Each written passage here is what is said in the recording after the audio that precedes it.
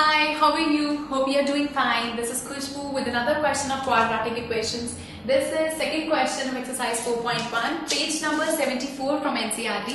The question is, represent the following situation in the form of quadratic equations. So these are the last two parts of this question. Third part is, Rohan's mother is 26 years older than him. तो यहाँ पर दो चीजें चल रही हैं, रोहन और उसकी मम्मी. So रोहन की जो मॉम है वो उससे 26 years बड़ी है. तो सबसे पहले हमें रोहन की एज नहीं पता, तो हम लेट कर लेते हैं Rohan's age be x years. अगर रोहन x years का है तो इस क्वेश्चन में गिवन है कि उसकी जो मदर है वो उससे 26 years बड़ी है. तो रोहन्स मदर एज होगी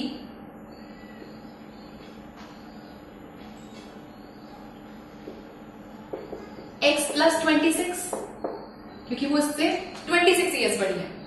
The product of their ages 3 years from now. आज से 3 साल बाद, तो 3 साल बाद दोनों की एज 3 years later. 3 साल बाद रोहन की एज होगी, अगर आज वो x years का है तो 3 साल बाद वो होगा x plus 3 years का, और मदर्स एज होगी x plus 26 plus 3 years, मतलब कि x plus 29 years. ये होगी रोहन की मदर की एज. तो हमें ये पता लग गया कि उसकी मदर की एज 3 साल बाद ये होगी और रोहन की एज 3 साल बाद ये होगी. अब वो कहता है कि प्रोडक्ट ऑफ देयर एजेस 3 साल बाद रोहन का 3 साल बाद रोहन और उसकी मॉम की एज, इन दोनों का product is 360.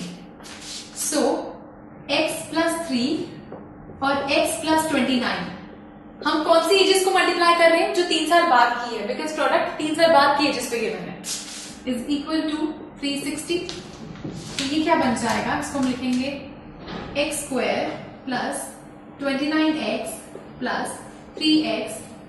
29 into 3 is 87 is equal to 360. So x square plus 29 plus 3 is 32x plus 87 minus 360 is equal to 0. So ये बन जाएगा x square plus 32x, 360 minus 87 plus minus minus ये आएगा 273 is equal to 0. So ये आ गई हमारे पास quadratic equation. So हमें इसके लिए सिर्फ quadratic equation फ्रेम करनी है.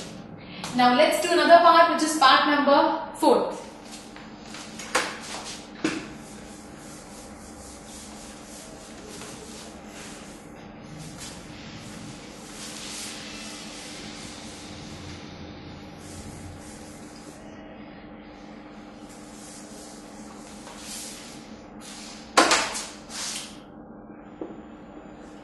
A train travels a distance of 480 km at a uniform speed. हमें डिस्टेंस पता है. लेट्स सपोज यहाँ से दिल्ली से लेट्स सपोज मैंने नैनीताल का डिस्टेंस ले लिया 480 किलोमीटर. अगर मैं सोचती हूँ, मेरे को डिस्टेंस पता है, कह रहे ट्रेन जा रही है जो कि यूनिफॉर्म स्पीड से चल रही है. हमें स्पीड नहीं पता. लेट्स सपोज ट्रेन की स्पीड है x kilometre per hour. If the speed had been 8 kilometre per hour less, अगर हम स्पीड को 8 किलोमीटर पर आवर की स्पीड से कम कर दें, स्पीड कम कर दें, then it would have taken 3 hours more than to cover the same distance. अगर स्पीड कम कर दी है हमने तो उसी ट्रेन को 3 घंटे फालतू लगते हैं इस डिस्टेंस को कवर करने में. सो दो केसेस हैं. केस 1, हमें डिस्टेंस गिवन है 480 किलोमीटर. स्पीड को हम लेट कर लेते हैं, let speed be x kilometre per hour. ये ट्रेन की नॉर्मल स्पीड है. तो फॉर्मूला हमारे पास होता है speed equal to distance by time. तो स्पीड हमारे पास है x, डिस्टेंस है 480, टाइम हमें नहीं पता, बट हम यहां से इसका टाइम निकालेंगे. कैसे? t को हम इधर ले जाएंगे, x को इधर ले आएंगे, तो बनेगा 480 by x. सो ये आ गया हमारे पास टाइम. ये टाइम उस केस में है जब ट्रेन नॉर्मल स्पीड से रन कर रही है. नेक्स्ट केस हमारे पास आता है केस 2. डिस्टेंस हमें गिवन है, अगेन डिस्टेंस सेम है 480 किलोमीटर. स्पीड इस केस में हमें कहा था कि speed had been 8 kilometre less. Speed को कम कर दिया 8 किलोमीटर पर आवर की स्पीड से. Again speed equal to distance by time होता है. स्पीड है x माइनस 8, डिस्टेंस है 480, इस केस में हमारा टाइम क्या आएगा? 480 अपॉन x माइनस 8। यहां हम टाइम को t1 से डिनोट कर देते हैं, यहाँ t2 से। अब उसने कहा था अगर स्पीड कम कर दी है तो टाइम लग रहा है 3 घंटे फालतू। दैट मीन्स ये वाला टाइम आप देखो 3 घंटा फालतू लगा रहा है इस केस में।